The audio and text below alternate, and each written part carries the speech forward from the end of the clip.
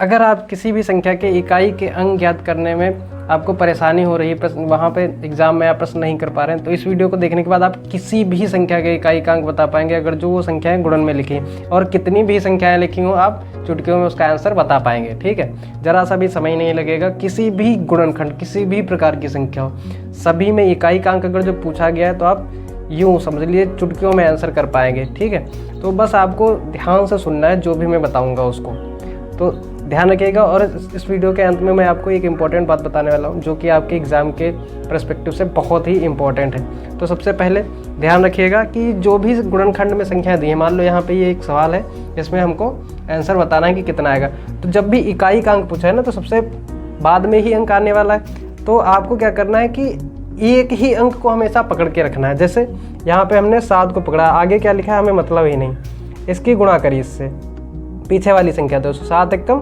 7 ही आया है, 7 को ही रखना है यहाँ पे। फिर यहाँ पे 7 आया ना, फिर 7 9 63, 63 में इकाई का अंक 3, 3 पकड़ के रखना है अब 3, ठीक है।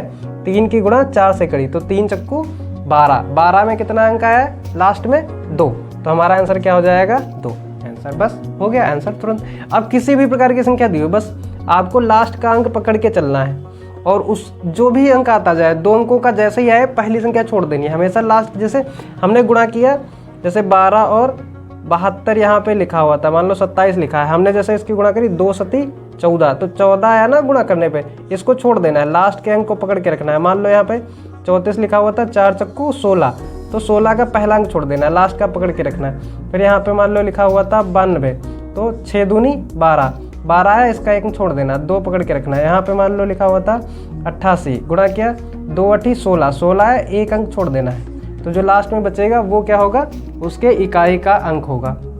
ये तो बात हो गई जब संख्याएं ऐसे ही दी हुई हैं गुणन में तब पता करना। लेकिन सोचो कोई संख्या जो है घातों में दी हुई हो, जैसे कि ये संख्या है, जब कोई संख्या इस प्रकार से दी हो और पूछा जाए कि इसके इकाई का अंक क्या होगा, तो इस प्रकार से कोई भी संख्या लिखी हो उसका भी आप आंसर चुटकियों में कर पाएंगे। बस आप इस वीडियो को अंत तक देखते रहिएगा। ठीक है, तो सबसे पहले बात करते हैं कुछ बेसिक पॉइंट्स की जिनको आपको समझना बहुत ज़रूरी है। ठीक है, तो चलिए सबसे पहले कुछ बेसिक पॉइंट्स की बात कर लेते हैं जो आपके लिए बहुत ही इंपॉर्टेंट है। अगर जो वो आप नहीं जानते तो कभी भी आप सवाल को सॉल्व नहीं कर पाएंगे। ओके, तो सबसे पहले आइए डिस्कस करते हैं कुछ बेसिक चीज़ें जो कि आपको नेसेसरली पता ही होनी चाहिए।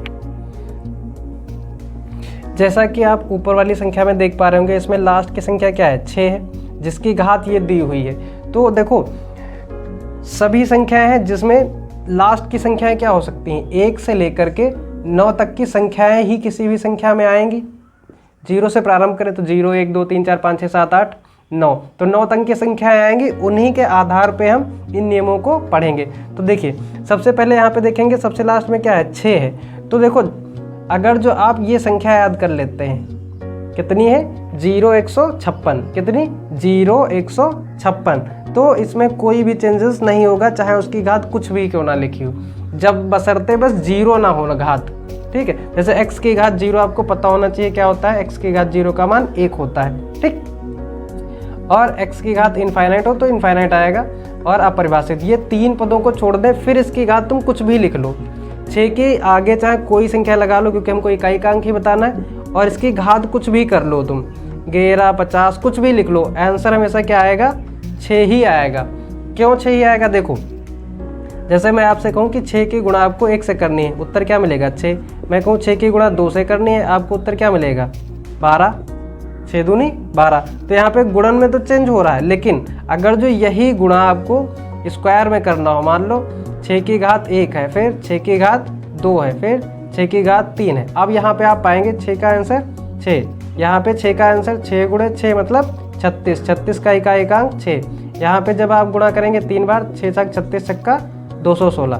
तो यहाँ पे ध्यान रखिएगा कि घात की बात कर रहे हैं तो इसका मतलब है कि 6 3 बार गुणा हो रहा है, इस वजह से इसके इकाई का अंक हमेशा 6 ही रहेगा। ऐसे ही अगर जो मान लो इकाई कोई भी संख्या दी है उसके इकाई का अंक 1 आ रहा हो, तो आप उसका जब स्क्वायर करें, क्यूब करें, घन करें, जो भी करेंगे आपको इकाई का अंक 1 ही मिलेगा। ऐसे ही 5, जैसे 5 की घात अगर जो आप करते चलें, 5 की घात 1 5, 5 की घात 2 25, तो ऐसे ही संख्याएं क्या होती हैं 5 में ही बने रहेंगे। और किसी के इकाई के अंक में 0 आया तो उसका कितनी बार भी आप पावर करेंगे आंसर लास्ट में क्या आएगा, 0 ही आएगा।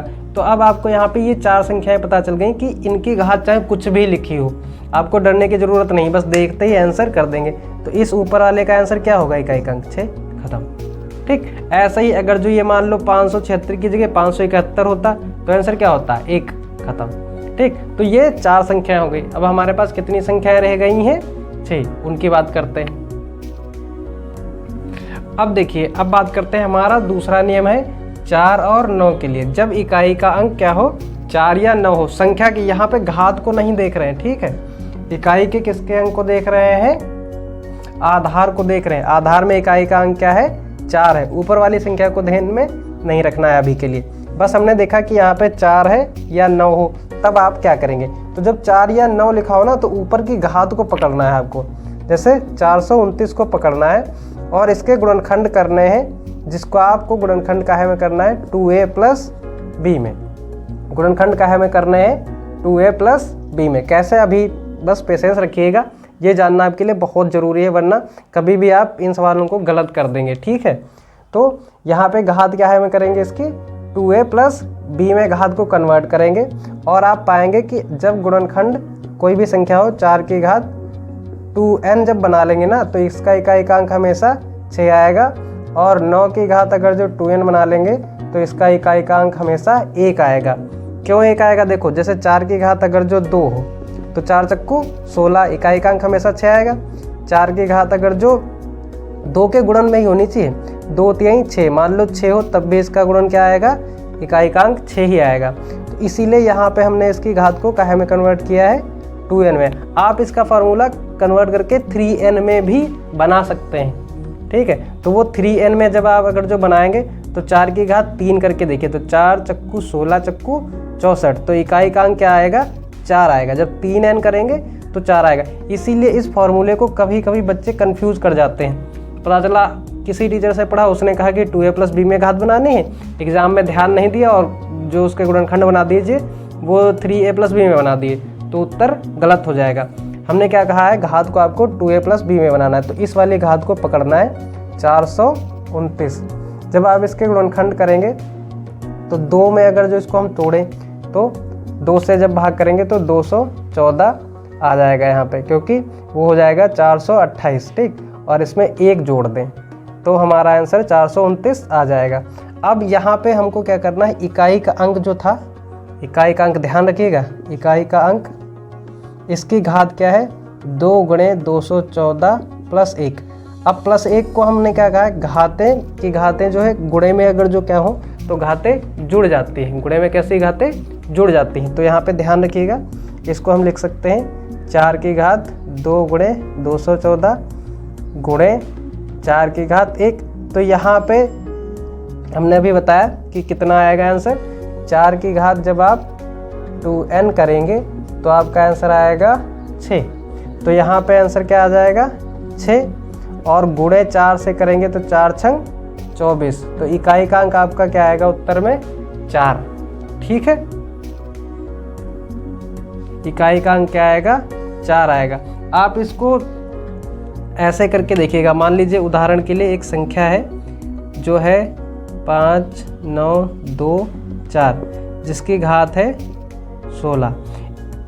इसको आप सॉल्व करिएगा और इसका आंसर कमेंट करिएगा, जिससे कि होगा क्या कि आपको अगर जो ये चीज़ समझ में आ गई तो आपको प्रैक्टिस ध्यान में रख के करना है कि 2a प्लस b में ही घात को कन्वर्ट करना है, 3a प्लस b में नहीं कन्वर्ट करना है, वरना इकाई का अंक बदल जाएगा, ठीक है। ऐसे ही 9 अगर जो किसी इकाई में आया है, मान लो इसमें ही 9 यहाँ पे आया हो, फिर इसी को अगर जो कन्वर्ट करके सॉल्व करेंगे तब आप कमेंट करिए आंसर कि क्या आएगा, ठीक है। तो अब हमारी संख्याएं 6 डिस्कस हो गई, 4 संख्याएं अभी भी बची हुई हैं। तो पेशेंस बना के रखिएगा और ये चीज़ अगर जो समझ में आ रही है तो वीडियो को लाइक करिए। अब देखिए, जब संख्याएं 2 3 7 या 8 हो, आधार में इकाई का अंक क्या हो, यहाँ पे 2 3 7 या 8 हो, तब उनके गुणनखंड कैसे करने। 2 और 8 के लिए आपको गुणनखंड 4n करना है, ठीक है। 4n उसकी पावर जो पावर दी होगी उसको 4n में करना है, आपका आंसर इकाई का अंक 6 आएगा। और जब 3 या 7 को करेंगे तो इकाई का अंक 1 आएगा। अब यहाँ पे एक आपको नियमों में सिमिलरिटी दिखेगी कि जो विषम संख्या है ना, उनकी जब हम पावर कर रहे हैं तो इकाई का अंक 1 आ रहा है हर बार, ठीक है। और जो सम संख्या है उनकी अगर जो पावर को सॉल्व कर रहे हैं तो आंसर क्या आ रहा है, 6 आ रहा है, ठीक है।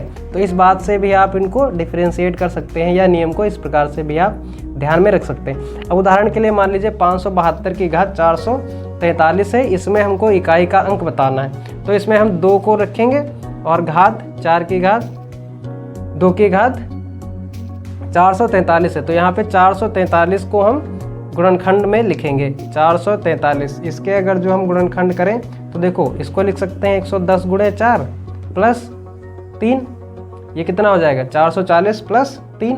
तो ऐसे ही इसको हम लिख सकते हैं 2 की घात 110 गुणे 4 प्लस 3। अब हमने अभी क्या बताया कि 2 की घात 4n क्या होगा 6, तो 2 की घात 4n इसको अलग लिख लें तो इकाई का अंक 6, और यहाँ पे 2 की घात 3 ये प्लस वाला अलग कर दिया, इसका आंसर आएगा 8। तो 6 गुणे 8, 8 छंग 48, 8 छंग क्या 48, तो आपका इकाई का अंक क्या आ गया 8 आ गया, ठीक है। इसी प्रकार से आपको इसमें प्रश्न को हल करना है 578 ले लीजिए और इसकी घात 4 की घात 3, इसका आंसर आपको कमेंट में बताना है, ठीक है। अगर जो आपको वीडियो पसंद आई हो तो लाइक कीजिए और अपने दोस्तों के साथ शेयर कीजिए, जिससे भी उनके भी ज्ञान में थोड़ी सी वृद्धि हो। मिलते हैं नेक्स्ट वीडियो में। जय हिंद।